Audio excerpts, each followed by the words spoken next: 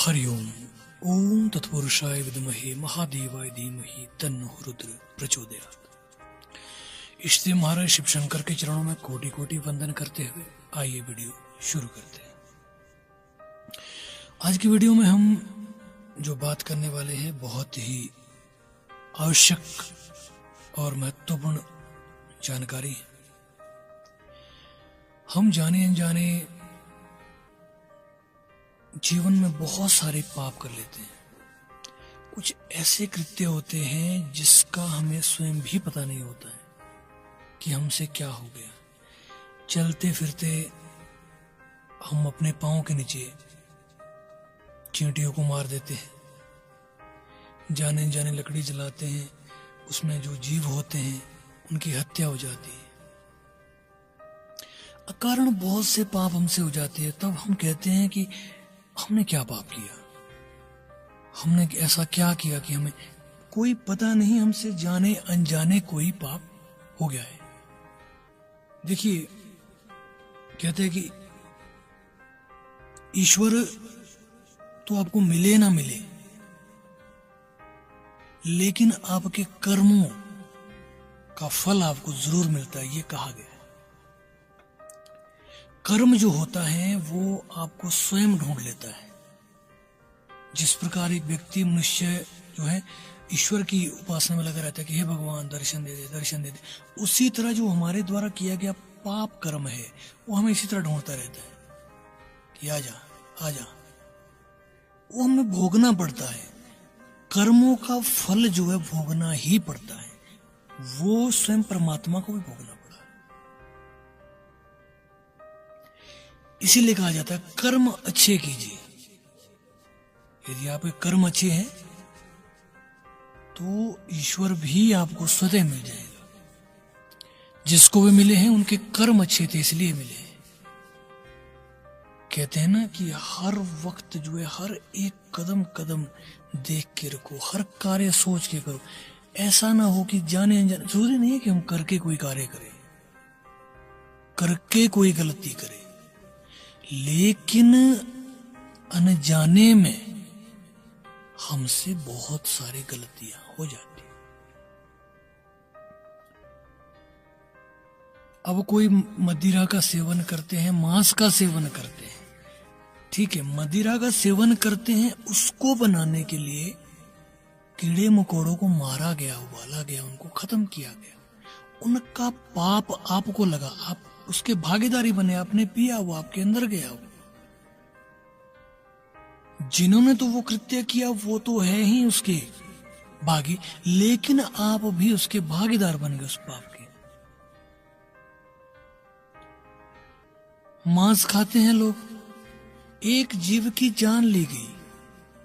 जितने व्यक्ति के अंदर, जितने व्यक्ति के पेट के अंदर वो मांस गया, सभी पाप के भागीदारी।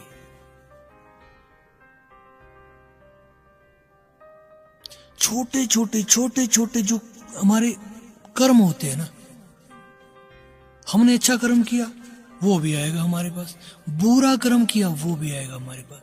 हमने जाने अनजाने किसी की मदद कर दी, वो जो अच्छा कर्म है वो आपको ढूंढता ढूंढता आपके पीछे आ जाएगा।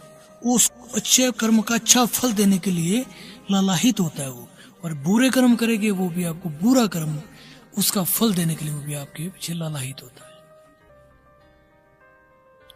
इसीलिए जब भी कोई कार्य करें हमेशा सोच समझ के कार्य करें। ऐसा ना हो कि आने वाले वक्त में हमें कोई उसका जो है बहुत भारी नुकसान उठाना पड़े। श्रीमद् भागवत में इसी कुछ जो हम पाप कर लेते हैं, पापों से मुक्ति पाने के 5 विशेष उपाय जो है वो बताए गए हैं।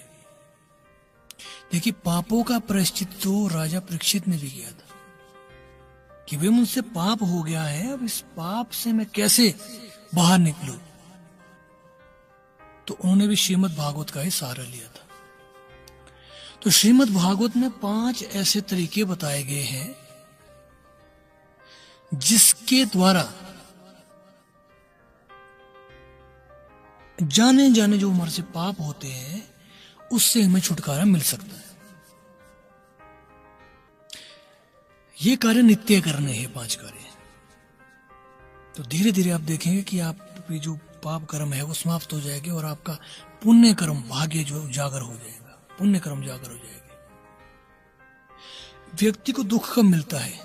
जब व्यक्ति को दुख मिलता है तो समझ जाइए कि हमारे पाप कर्म जो है उजागर हो गए।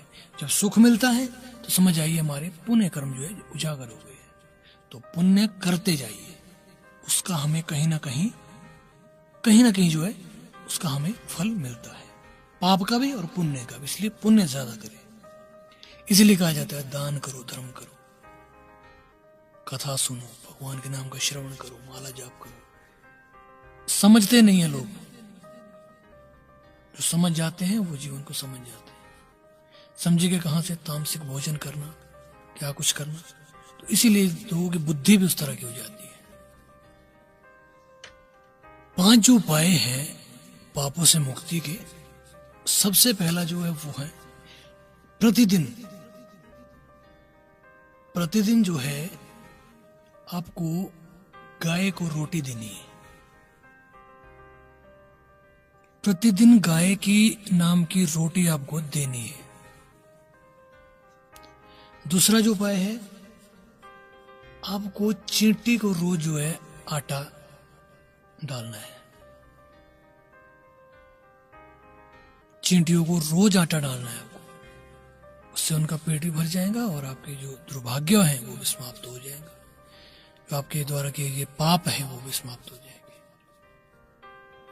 तीसरा जो उपाय है वो पक्षियों को रोज जो है दाना डालें। चौथा जो उपाय है वो है आटे की गोलियां बनाएं और मछलियों को डाल दें। 5वां जो उपाय है वो बताया गया कि रोटी में घी और चीनी लगाकर अग्नि में उसका यज्ञ लगाना है। ये 5 कार्य यदि आप करते हैं, इनमें से एक कार्य भी यदि आप नियमित तरीके से करते हैं तो निश्चित तौर पे आपके जो पाप कर्म है वो कटने शुरू हो जाएंगे। एकदम तो नहीं होगा कि आपने 4 दिन किया और आप 5वें दिन बोले भाई मेरे को तो कुछ अच्छा नहीं हो रहा है। ऐसा नहीं होता है। जितने ज्यादा आपके पाप होंगे उतना वक्त लगेगा कटने में। ठीक है, एक छोटा सा रास्ता बनाने में थोड़ा सा वक्त लगता है और NH बनाना है तो उसमें ज्यादा वक्त लगता है। तो आप भी इन कार्यों में से कोई एक कार्य अवश्य करें। हो सके तो 5 करें, नहीं तो एक तो अवश्य करें। कोई एक कार्य तो अवश्य करें।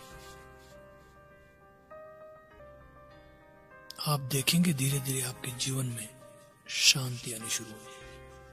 आशा करता हूं आपको वीडियो अच्छी लगी है। वीडियो अच्छी लगी हो तो लाइक शेयर करें, चैनल को सब्सक्राइब करें या रहने दें, क्योंकि इसमें पैसा लगता है, बहुत ज़्यादा खर्च हो जाता है।